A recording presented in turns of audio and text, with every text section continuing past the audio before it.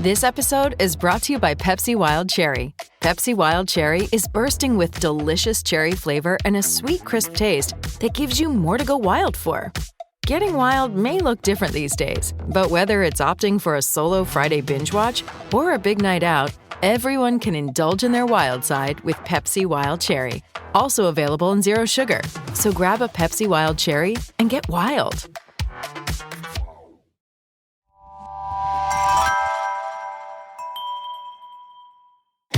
I'm Todd Jones, recovering from 30 years as a sports writer. Thanks for joining me as I sit down with some of the best sports writers of our time, who knew the greatest athletes and coaches and experienced firsthand some of the biggest sports moments of the past half century. We'll share stories behind the stories, some we've only told each other. Pull up a seat on Pressbox Access. My hope for Pressbox Access is to not only entertain you, the listener, but also put history on tape. With that in mind, I want to pay a special salute to the great Helene Elliott as she ends her 34 years at the Los Angeles Times. Helene recently accepted a buyout from the Times. Her farewell column appeared yesterday, February 27th. Elliott was the first female journalist to be honored by the Hall of Fame of a major professional North American sport. That breakthrough occurred in 2005 when the Hockey Hall of Fame recognized her as a winner of the esteemed Elmer Ferguson Award. Elliott did much more than cover hockey and numerous Stanley Cup finals during her 47 years as a sports writer. Olympics, World Cups, Super Bowls, NBA Finals, World Series, she was everywhere. And at every stop, Helene earned the respect of her peers and those she covered. And her career, which began in the late 1970s, helped break down barriers for other women in sports media.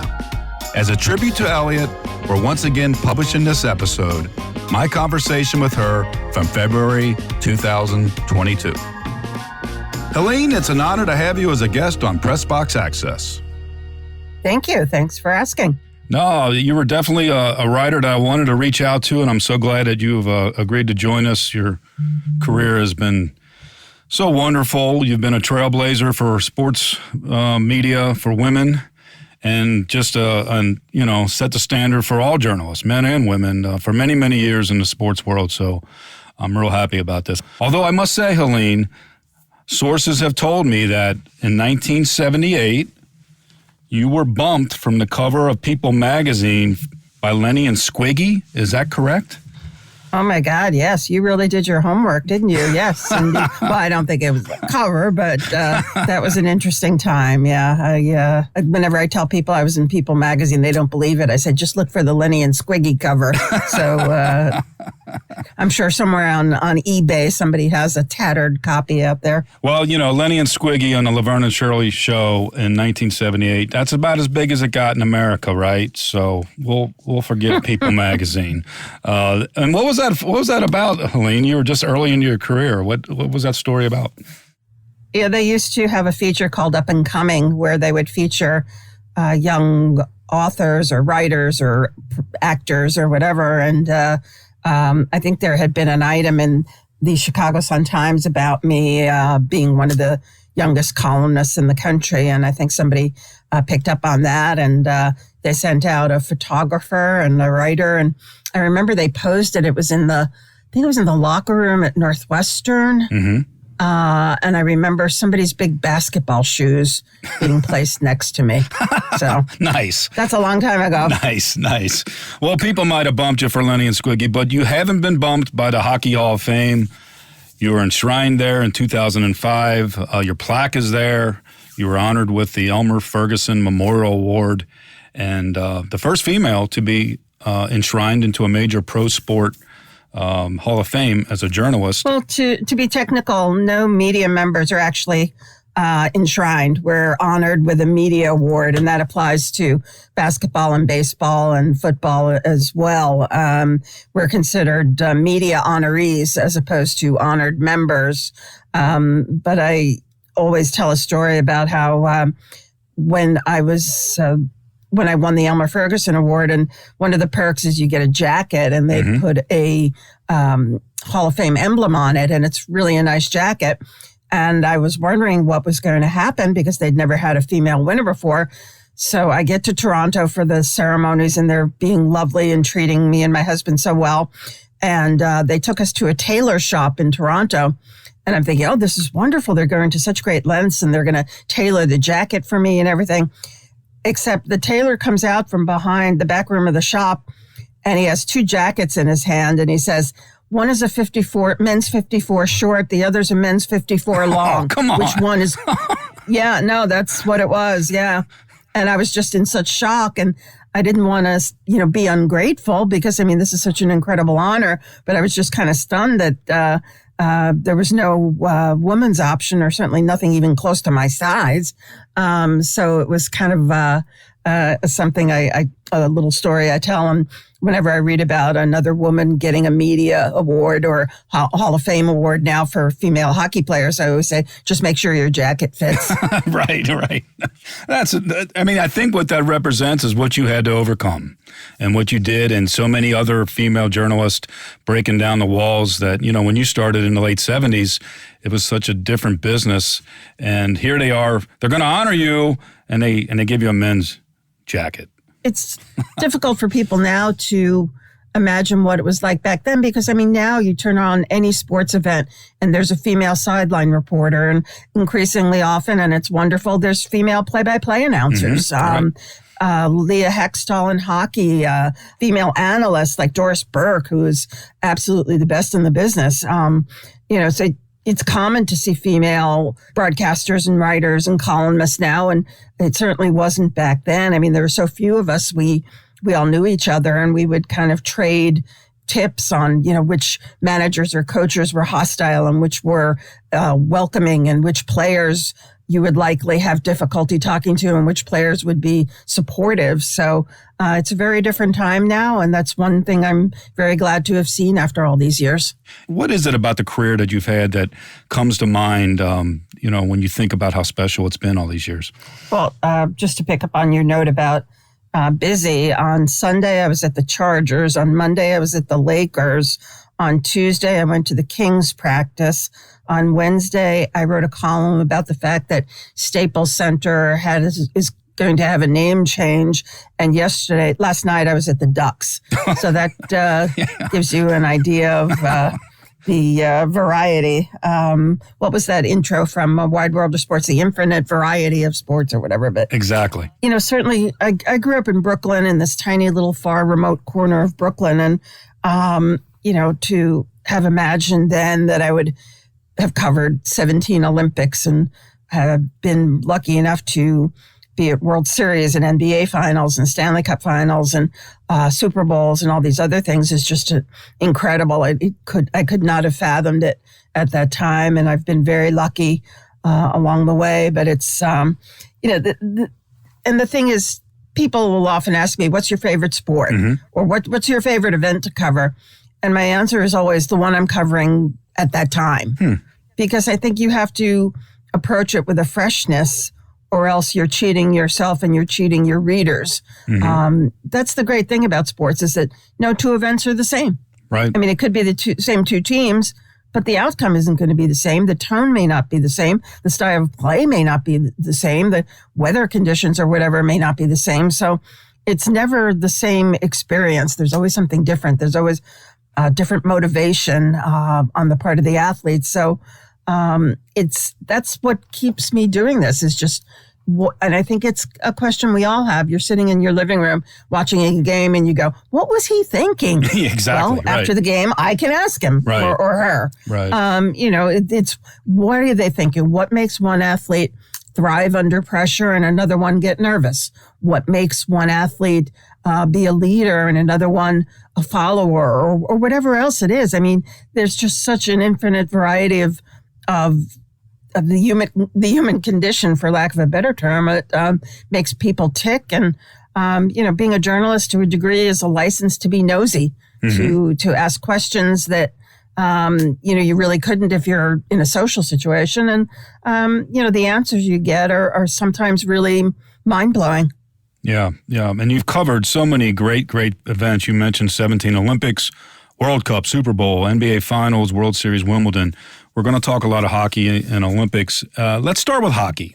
When you came out into the business in 1977, and were you a hockey fan? Did you really enjoy that sport as a child in Brooklyn, or is it hockey something that just grew on you? No, I had a friend whose dad played semi-pro hockey, and one day he took me and his daughter and another friend of ours to a Rangers game, and I just was hooked immediately. I just couldn't believe that this sport existed, and I hadn't known about it. I grew up a baseball fan, and I love baseball, and I love basketball. But after I saw my first hockey game, I went, wow, where has this been all my life? And I just loved it. The fact that these folks are so coordinated. I mean, I can barely walk without tripping over my own feet. And here these people are skating and doing all these incredible passing and shooting and everything they're doing while they're skating. I can't walk straight.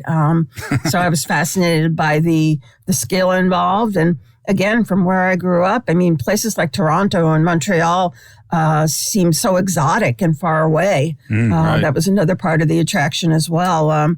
I used to have a little transistor radio, and I don't know how many of your listeners would remember what a transistor radio is, but I used to have this little transistor radio that I would listen to at night, and at night you could get all these stations from like Boston, and used to get stations in Canada, which I thought was just incredible, and used to get WMAQ Chicago, Clear Channel station, so strong, and KDKA Pittsburgh, and some of these other wonderful radio stations, and it just got me, dreaming about what else was out there in the world, and it was, hockey kind of set off that idea of all these wonderful places that I hoped I would visit someday. And I think when you think about the events and you think about hockey, there's the event that really transcends the sport because it brings in people who maybe weren't hockey fans or aren't hockey fans.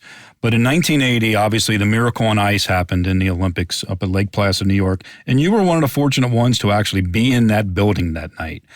What was it like that night inside that little building? Well, the whole thing, I think you have to put in the context of this is the pre-internet days. This is cable TV days. This is when Lake Placid, which is a lovely little village in the Adirondack Mountains in New York State, was pretty remote.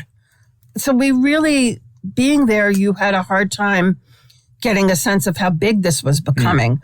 The one thing I remember is that as the team kept winning and personalities were developing, like Jack O'Callahan and Mark Pavlich and Jim Craig and all these things, all these people were becoming better known. Fans would send telegrams, and those telegrams were taped to the wall in the rink. Wow. I have a very clear memory of that. All these telegrams, and just the number of telegrams was absolutely astonishing. But, there were no cell phones then. You couldn't pick up a cell phone and, read a story on your phone and figure out what the impact was. I mean, this was kind of isolated. It was a little village. It was hard to realize what the impact was. Obviously, playing the Russians, given the political tensions of the time, the game took on aspects bigger than just a hockey game. It was held up as, our system versus their system, which obviously it wasn't, but that's the meaning that other people brought to it. And I just remember coming out of the arena and people dancing in the streets, and just the impact was so much bigger than any of us thought it could possibly have. I think at that point, people were looking for a reason to be happy. I think, was that around the time of the gas lines and a time of political tension? Yeah, the Iranian hostage situation was going exactly. on. Yeah. So, the U.S. image in the world was kind of not as shiny as it had been. And I think people were looking for a feel-good story. And this certainly was, these college kids, the coach who would set himself up as, the bad guy, capital T, capital B, capital G, the bad guy, Herb Brooks. And Craig Patrick set himself up as the friend to the players. And he did all the press conferences when Herb refused to do press conferences. And, the guys came up with little phrases and just wonderful personalities on that team. People wanted a feel-good story, and this was just an incredible feel-good story. Helene, how do you remember it as a hockey game when you were covering it, the actual game itself? I remember the American speed that was one of their biggest weapons, was their speed. I mean, Herb put them through such incredible conditioning drills. And his famous saying was, the legs feed the wolf, meaning if you can skate, if you can run, you can outlast your opponent, you'll get the spoils. You'll get the hunting trophy. And the shock when Russia pulled their goalie with 1 second left in the period there. Nobody knew what was going on. I mean, that was just incredible.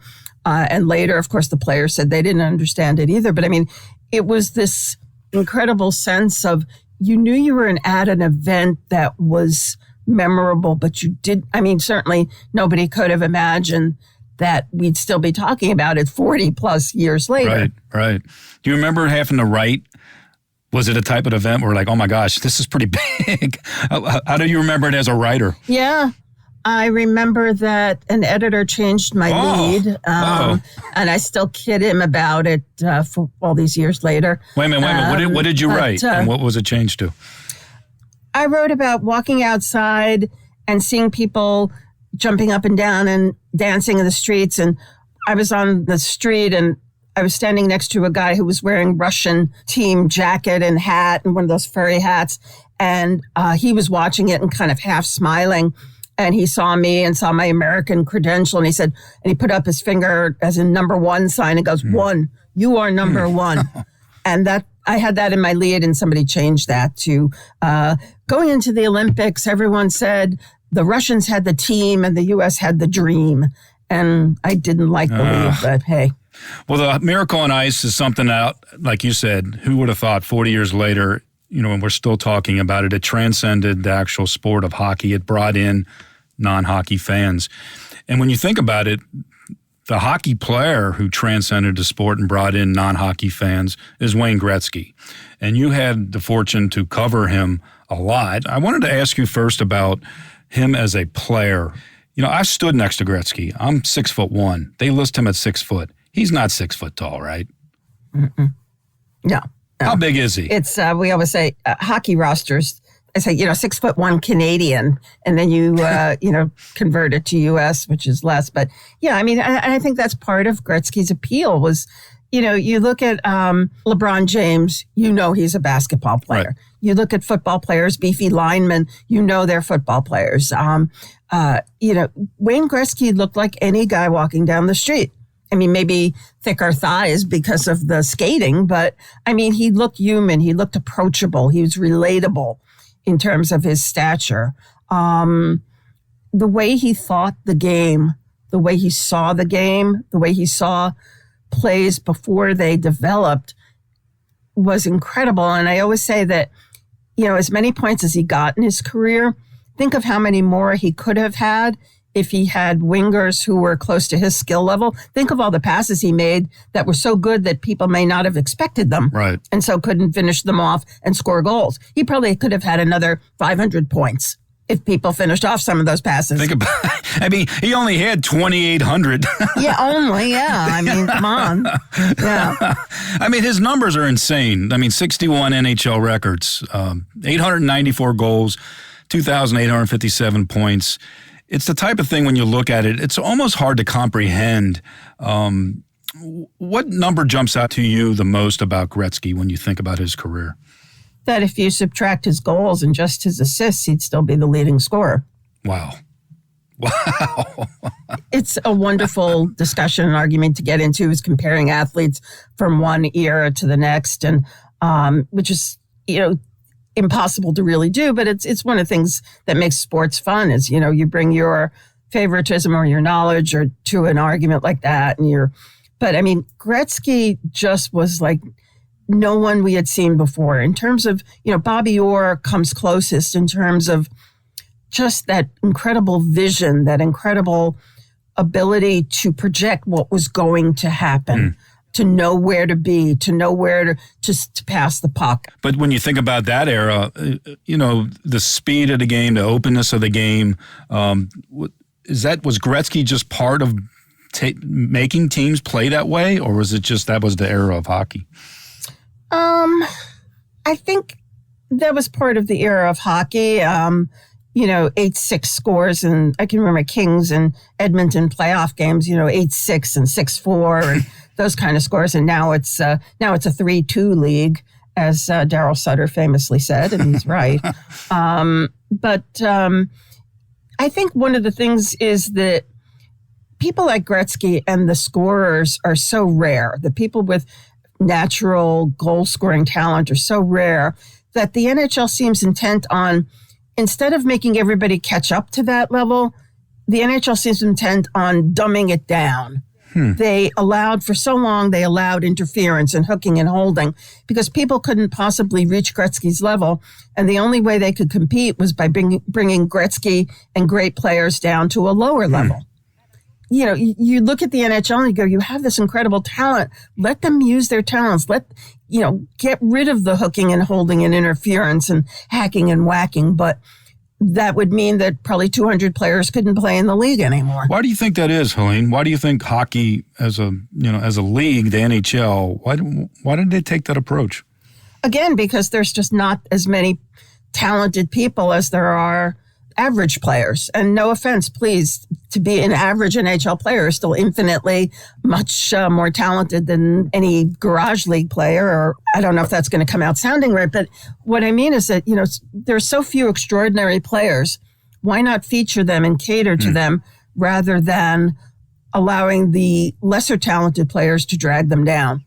Right. Why not encourage people to rise instead of dragging down the best players? And the coaching, why turning it into a street fight? And when you can use the talents of a guy like that, and players who have that ability. Again, they're few, but the sport could maybe go in a direction that the fans would like to see more of. Yeah, absolutely. I mean, I think there should be more rules that cater to scorers, that cater to freedom, to skating, to again, encourage people to lift the level of the game rather than dragging the superstars down to the level of the average player. Well, Helene, you got to Los Angeles in 1989, and that was a year after Gretzky was traded there. Can you put into context what it meant for hockey, for sports, when Gretzky went to Los Angeles in 1988? Well, as you say, I wasn't in LA then, but I think that the NHL owes Wayne Gretzky a greater debt than it can ever pay. The reason we have a team in Anaheim, the reason there's a team in Arizona, the reason there's a team in San Jose is because of Wayne Gretzky and the interest he sparked in hockey. Again, as we said before, he gave the game a human face. He gave the game an appealing face, a relatable face. You look back at some of these old pictures and you see of hockey players and you see, all these stitches and square-jawed guys with black eyes and stitches and all over. Wayne Gretzky, was modest in stature, appealing-looking guy, not good, decent-looking guy. People could relate to him. People who didn't know hockey at least had probably heard of him. Mm-hmm. What he did for hockey is still being felt here and throughout the NHL. Now it's not the first generation. What we're seeing now, I think, is the kids of people who started playing because Gretzky came to LA. Every year you look at major college programs, you look at junior hockey, you look at all throughout youth levels of hockey, and you'll see kids from California. Right. And they started because it's all because of Gretzky, whether it's first generation, second generation, maybe even third generation. Yeah, and it's not just boys and men either, right? It's females playing. Right, exactly. Absolutely. Yeah. The Ducks have an incredible girls and women's program. The Kings have had youth programs for years that were accelerated by Gretzky's arrival. There's a woman on the U.S. Olympic team, women's hockey team, who from Southern California. Angela Ruggiero for many years played on the U.S. Olympic team, and she's from Southern California. But it's not just, making it to the NHL that matters. It's hockey's become a recreational sport in the sense that if you're working in a company and you get a lunch break, maybe you go play basketball somewhere. In Canada, that would be, you go play beer league hockey somewhere. Hockey's part of the culture here now. I'm not saying it's ever going to rise to the level of basketball or whatever, but it is an accepted part of the culture here. you can't build enough rinks for it here. I mean, the Ducks just opened a 4-rink facility. Wow. In Irvine, which is a suburb south of Los Angeles. And I mean, that place is going 24 hours a day almost. It's incredible to see. They have a rink for world-class figure skaters. World figure skating champion Nathan Chen trains there. But there's always constant recreational hockey games there and youth league games there. Wayne Gretzky had an incredible impact on the NHL that I don't think many people realize the full extent of it. And I think it's not just because he was a once-in-a-lifetime player on the ice. It was because he embraced being an ambassador, right? Exactly. He always had time for autographs. He always had time to make an appearance somewhere. He always had time to shake a hand and make eye contact and to be relatable, to be interested. And there's a lot of things he did behind the scenes as well that he doesn't like to talk about, that and has told people to please not publicize, that things that he did in the community or for individual players. He made himself part of the community. And I think he was embraced here and certainly everywhere else. Do you have behind-the-scenes moments that stick out in your mind about covering him? Maybe it's something how he related to other players or something off the ice or just him as a human, I guess, not just a hockey player. Well, this one of my favorite memories does involve hockey, but it was the Islanders and Edmonton Oilers played in the Stanley Cup Finals in 1983. 81, the Islanders' fourth straight cup. Back when Bill Smith was the goaltender. Oh, boy. It was Bill Smith who said that he was a constant critic of Gretzky. He was just, you have to take him by the hand and introduce him to his own goaltender and all this kind of stuff. But if I recall correctly, Billy Smith won the Conn Smythe Award as the playoff MVP. And we were standing next to this. I remember standing backstage behind this, next to a platform where Bill Smith was getting the award, or Bill Smith was speaking, doing an interview. And Gretzky walked up and was waiting his turn at the podium. Here I am standing next to Wayne Gretzky. He's just, lost this game and, lost a chance at the cup and everything. He's standing there waiting his turn. Billy Smith comes down off the podium and starts walking past. And Gretzky stuck his hand out to shake his hand, shake Smith's hand. And Smith hesitated, but then he shook it. And I always thought that was really incredible of Gretzky to do that, particularly because, again, Smith is somebody who wasted no opportunity to make fun of Gretzky and to demean Gretzky and criticize him. And here Gretzky was being the guy to extend the olive branch. I think that's the kind of moment that does show the genuineness of when a person is playing an ambassador role, you're always sitting there wondering, is he doing this for other reasons? But it just seems like Gretzky was just a genuinely decent guy. Absolutely. He never forgot his roots. He always had a sense of responsibility. He wasn't just in LA to play hockey. He was there to promote the game, to grow the game. And he took that seriously. But he didn't like to fly, though, right?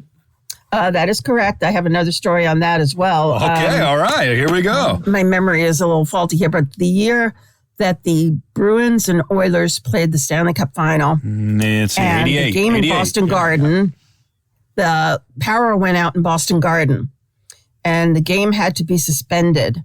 The Bruins had just tied the game on a power play, if I recall correctly, and the power went out. And Boston Garden in those days, what a dump. Garden didn't have air conditioning. Right, what a dump. Oh, man, that place was... And, the lights go out and you hear the scurrying at your feet. And, there's rats running around at your feet, which is another pleasant experience. But the game had to be suspended, even though everybody in the world knew Edmonton was going to win the game and win the cup. But we had to fly back to Edmonton. And in those days, the league ran charter airplane flights. And media were allowed to buy tickets on the charter because it was just more efficient and to get back and forth. I mean, you can't go nonstop Boston to Edmonton. So it worked out. And I remember being on the plane and sitting in my seat. And before the flight took off, Wayne was walking up and down the aisle. He was very nervous. In fact, he used to be so nervous that he would go up to the cockpit. He would have to talk to the pilots before the flight took off. But wait a minute, he was asking questions like, "Do you know how to do your job?" I was looking for reassurance, basically. Yeah, and I remember he was he just had this look of just such anxiety on his face. So as he walked by me, I remembered asking him a question. I don't even remember what I said, but just to I figured if he got involved in a conversation, maybe he'd forget his anxiety and maybe he'd feel a little bit more comfortable. I don't remember what I said, but he stopped and we started chatting and we kept chatting. And as, the longer he's standing there, other writers started leaving their seats and coming over and joining this group. And I remember looking around at one point, there was a group of probably 15 or 20 writers just standing around and he's chatting. Nobody's recording. Nobody's taking notes. It's just Wayne Gretzky talking hockey. Wow. And he completely forgot the anxiety and then to be nervous about flying. And I always remember that as just a moment of just pure Wayne Gretzky.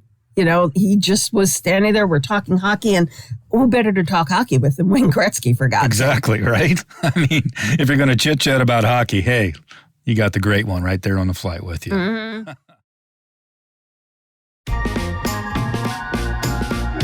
Well, Gretzky certainly took the NHL to new heights. When I think about it, in the late 60s, 1967, as late as then, Gretzky's just a little kid growing up in Canada, and the NHL only had 6 teams, the original 6.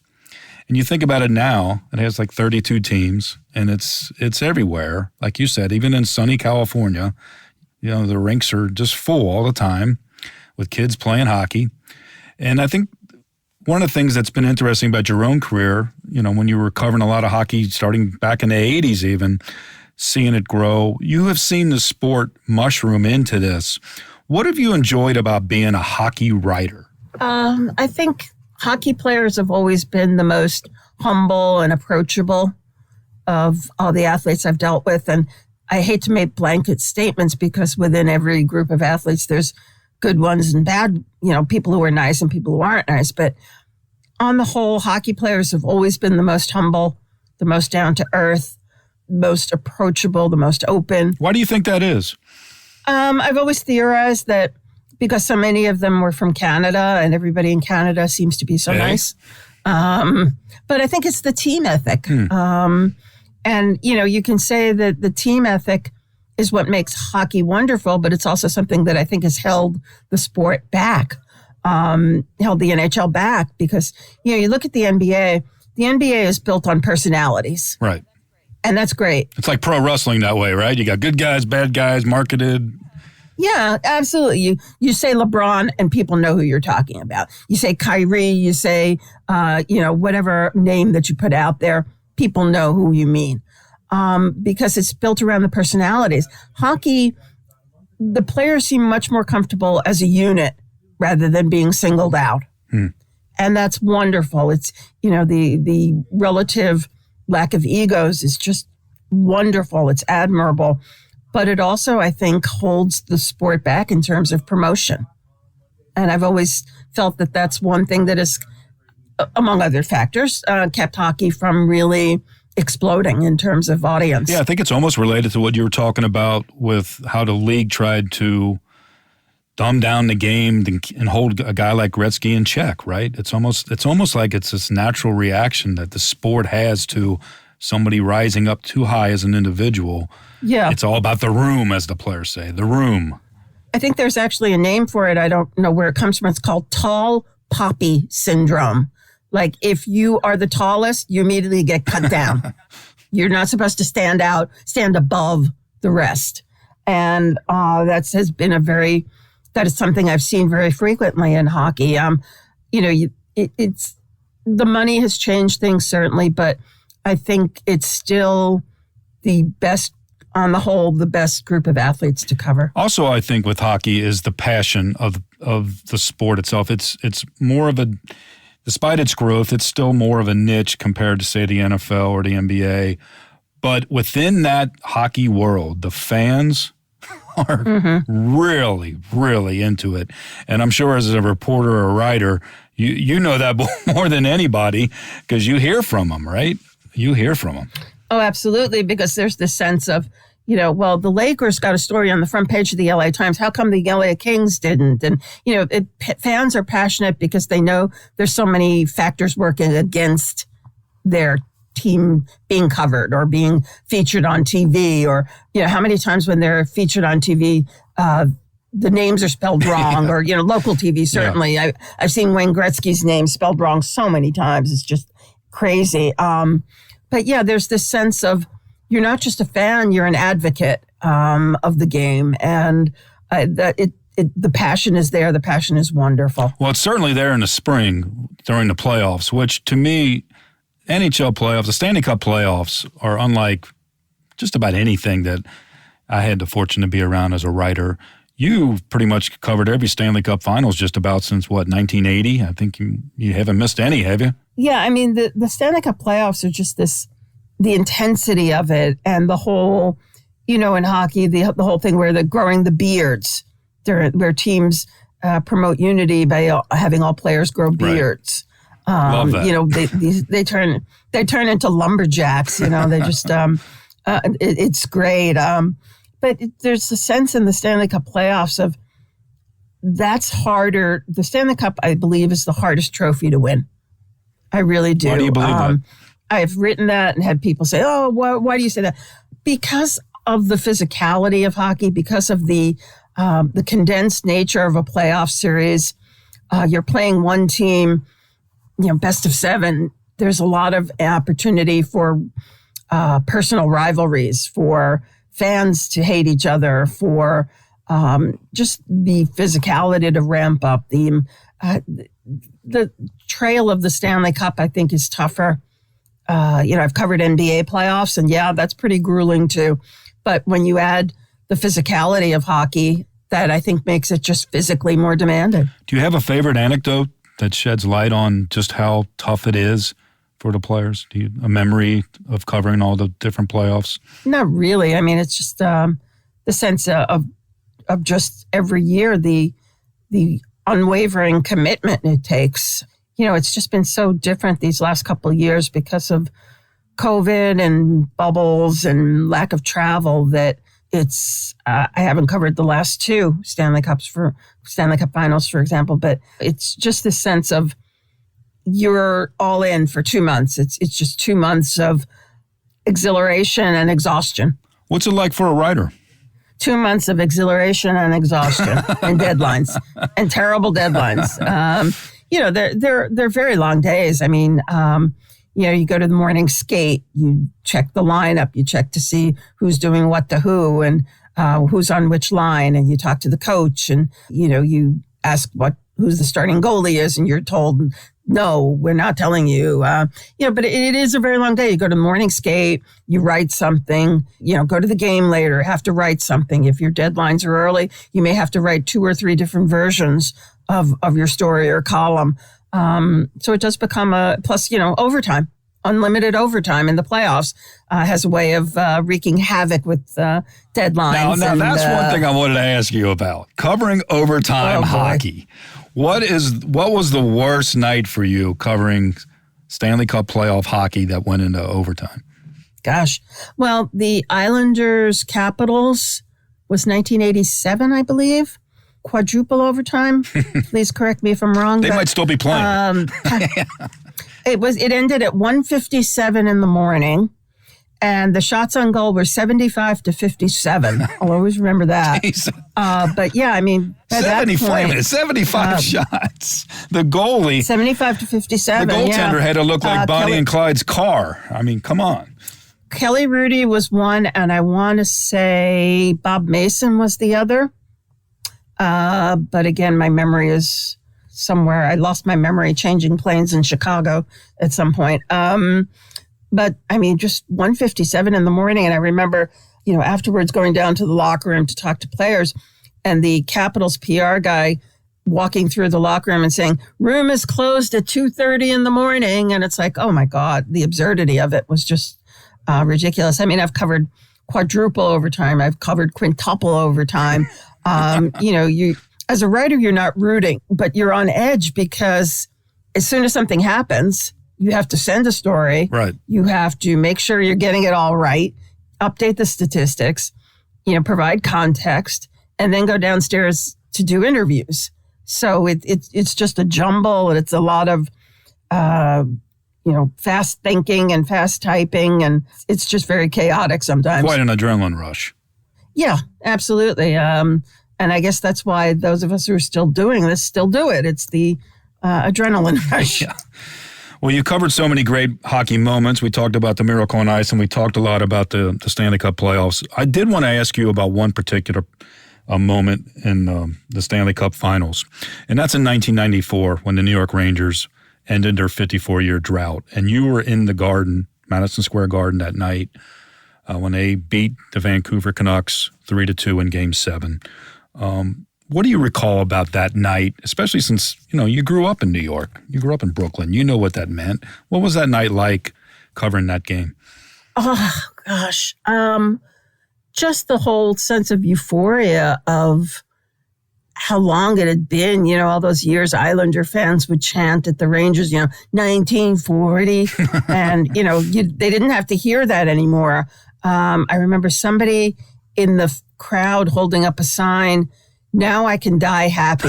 Yeah, right. And, I wish people would point out a bit more often that the Rangers haven't won the cup again since that day. So that's one cup in 81 years. But just one. Hey, just one. It was a good one. Yeah, it was a good one, but yeah, one. Just that sense of so many years of waiting, and just to see it actually happen, to see Mark Messier will that team to a championship was just really astonishing. It was a special moment. You mentioned earlier about athletes who were able to do it when the stakes are the highest, and that's when I think about that game and Messier, like you say, willing his team to victory. What have you learned about athletes in those moments when a man or a woman performs at their best when the stakes are highest? I think I've heard athletes say that things slow down for them. Like a batter who hits a game-winning home run might say that a 94-mile-an-hour fastball, whatever, looked like a grapefruit to him. Or, just some sense of in different contexts, different sports, that time slowed down for them, that they were able to focus and react in a way that they hadn't been before. I think it takes, a certain amount of calmness, of confidence. There's really no one answer to say, what makes one athlete great. It varies from player to player, varies from team to team, but that's part of the fascination of why were you able to do it today? There are athletes who have had great shining moments and never came close to that again. Mm-hmm. And then there are people like, Tom Brady, who does it again and again and again and again and again and again and again and again. It's just so... That, I think, is what makes sports so interesting, is the thought, the preparation that goes into it, and just that magical ability to see things unfold before they actually happen and to anticipate. I mean, Wayne Gretzky's anticipation of what should happen next and what would happen next is unlike any other players. It's like they can see the chessboard and everybody else is playing checkers. Exactly. Yeah. Well, Messier certainly did that in 1994, that night in the Garden for the Rangers. I wanted to ask you about something about 7 years prior to that. Now, I don't think you were there, but on February 4th, 1987, the Maple Leafs owner, Harold Ballard, he wouldn't allow the media into the locker room. And the reason he did that is because the NHL decreed that he must give equal access to females. And I wanted to ask you about this topic because, again, you started in the late 70s, and there were just not many women in sports media at the time. And I was curious about your approach when you first started and the determination that you had to prove yourself. How did you handle that, and what was it like for you at the start of your career? Well, as I mentioned earlier, there are so few female sports writers that we all used to trade information as to which locker room was a good place, where players would be nice to us and which ones weren't.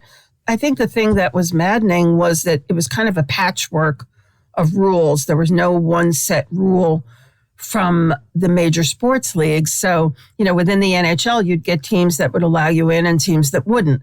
I remember being at the Sun-Times and covering a college football game at Notre Dame. And obviously I wasn't allowed in. I was supposed to wait for the sports information director to bring players out. And quite often that didn't happen. And I remember the security guard kept pushing me further and further away from the door to the point where I was outside the gate. I was locked out. What? You were outside the stadium? Yeah. I mean, just pushed outside the gate. Oh, my. What did you do?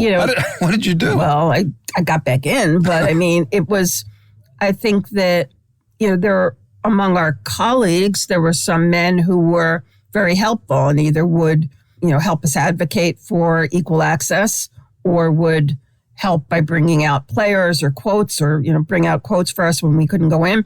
And there were some who didn't care. There were some who said, hey, tough, this is the way it is, and who I think could have and should have been more helpful, but it just took it as an opportunity to beat us on things, Yeah, to me, Helene, I think when I think about that issue, it's about fairness. I mean, when you're closing the locker room to women only, but allowing men in, that's absurd. I mean, you're allowing the male reporters to have an advantage, right? That was the case. Absolutely, it was. And, people seem, I don't know, it gets very contentious. And I've gotten emails over the years. And now with social media, you get social media comments and all these things, just some horrible, horrible things. And, are you going in there looking for a husband? Do you have a notebook on the naked men that you see, that kind of thing. And that's not the issue. The issue is equal access. If it's equal access in a press conference or equal access in wherever it is, that's the point, is the equal access. Right. How do you handle all that negativity coming at you like that? Just the absurdity of it and the meanness. And how do you handle that as a person? I mean, there are times it bothers me. And I think you ask any female sports writer or sports broadcaster, and they'll tell you they've gotten some pretty horrible comments that have made them feel bad. But, if you let comments from other people and their attitudes run your life, then you're living their life, not yours. That's a great way to look at it, yeah. I'm going to do my job. You don't like it? Sorry, that's your choice to not like it. Mm-hmm. You don't get to tell me what to do. And you mentioned along the way that there were many people who were helpful, helping solve, how wrong it was to have, women treated differently in terms of getting access to do their jobs. I think there was a time with even like Darryl Strawberry helped you once, right? Yeah. Ken Griffey was another wonderful guy, and Ken Griffey Jr. as well, because when I worked at Newsday, I used to do a lot of backup baseball. So I do a lot of Yankee stuff. And at that point, Ken Griffey Jr. was one of the little kids who used to hang out in the hallway with all the other players' kids. And Billy Martin, on days when his hangovers were particularly bad, would yell at those little kids. And that's one of the reasons Griffey wanted out of New York. But Ken Griffey Jr. was always nice to me on the occasions when I would see him, because I was actually hired at the LA Times as a baseball writer. I covered the Angels for 3 seasons, my first 3 years at the LA Times. And then I covered the Lakers before I did any real hockey writing at the LA Times. But, there are athletes over the years who were classy, who were helpful. There was a time I was in the Mets clubhouse with another sports writer named Marty Noble. Mm-hmm. And Marty was kind of introducing me around to people. And Dave Kingman started following us around and kind of like mimicking, like taking notes, writing in a notebook and all. And it was just very creepy. It was just very uncomfortable. And at one, Marty went off to do his own thing. So I was talking to reporters, and Kingman would just be lurking over my shoulder. And this happened more than one game. And finally, I talked to somebody at the Mets, and I said, this is just really not necessary. This is really creepy and uncomfortable. And the manager was Frank Howard, and he apologized to me, and it became a story. AP wrote a story, and it just became a story, and I wish it hadn't. But after it became public, Darryl Strawberry came up to me and said, next time something like that happens, you come to me. I'll take care of it. Oh, wow.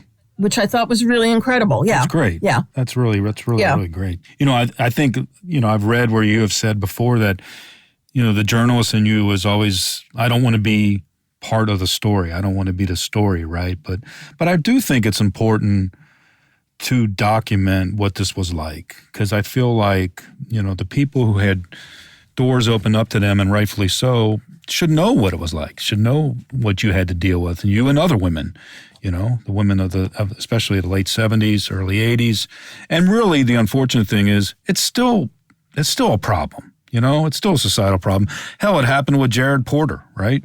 Yeah. Earlier this year, got fired by as general manager of the Mets. And, you wrote a really moving column about that, and I encourage people to read that particular column because I think it humanizes the reporter and what they're dealing with. Why did you feel it was important in that column to really specify some of the things that you had to deal with?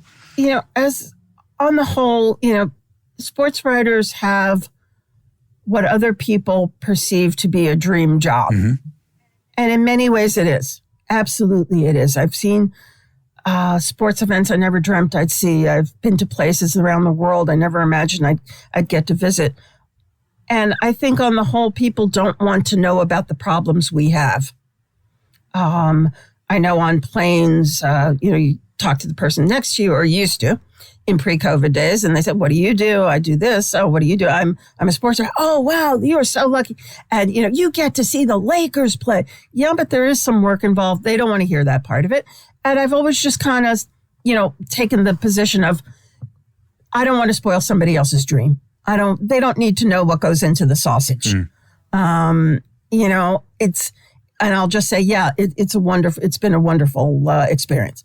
But I think it's also important for people to know that there are still difficulties in the workplace. There are still people like Jared Porter. There are still situations where women are afraid to report misbehavior because they're told, or they have reason to believe, that reporting it would mean they're labeled a troublemaker. They're labeled a problem, not a team player, because a person in power has control over their job or their future.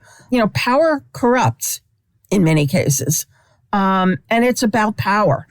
It's about Jared Porter exercising his power over people, or other executives exercising their power over people to frighten them or coerce them into doing things that they don't want to do. It's still out there. And I think, sadly, it's part of human nature. It'll never disappear. That idea that you can use power to have a hold on other people. But I think it's worth talking about in the sense of, you don't have to put up with that anymore. You should not have to put up with that. And the important thing is to change the attitude of somebody who reports it is not a troublemaker. Exactly. Somebody who reports it, who has been victimized, is not a troublemaker. They're not somebody who should be labeled as, oh, she's not a team player. This is a human being whose rights to a calm, respectful workplace are being violated.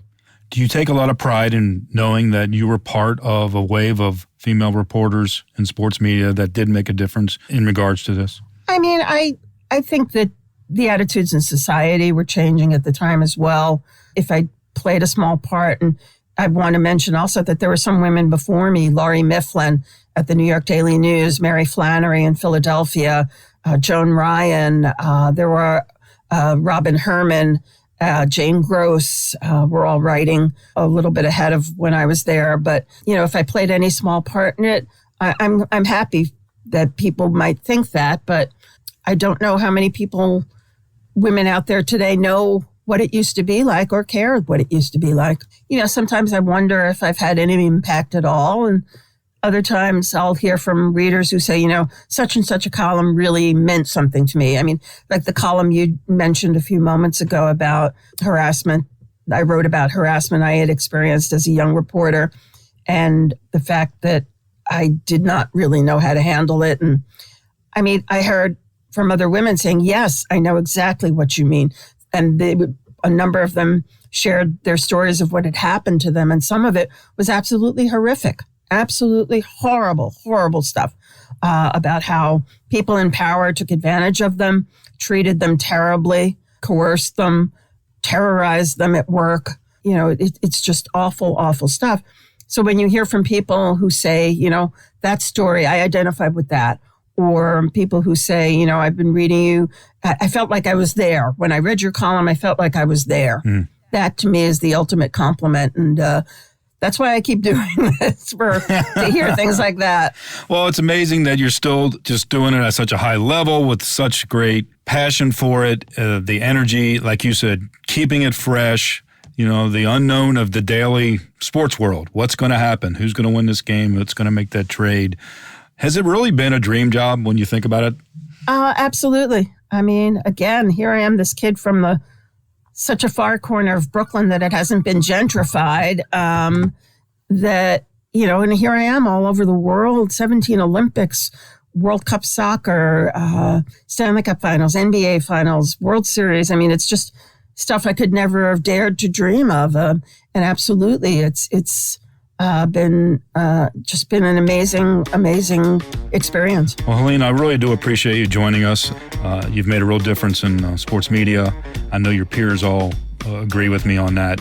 And I just want to say thank you again for joining us. Well, thank you. You read it just like I wrote it. Check's in the mail, Helene. Thanks for listening to Press Box Access.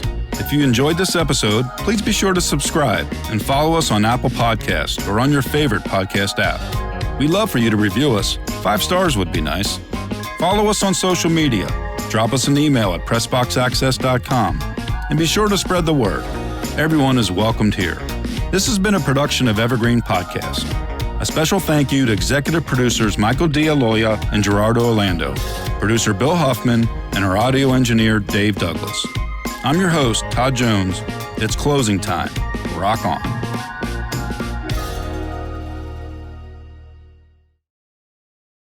The Korean War has sadly been known as the Forgotten War, but half a century earlier, the United States was locked in a bloody conflict in Asia that's been all but erased from the history books. Hi, I'm Alex Hasty, the host of Ohio versus the World, an American history podcast on the Evergreen Podcast Network. In our newest episode, we speak to experts about the Philippine-American War, America's first Asian counterinsurgency conflict. The heroes, the villains. We'll discuss President McKinley, Admiral Dewey, the vicious brutality of the fighting, and the scandals and war crimes that nearly sunk Theodore Roosevelt's presidency. Check out our show, Ohio versus the World, on the Evergreen Podcast Network for our new episode about America's most forgotten war. Now back to the show.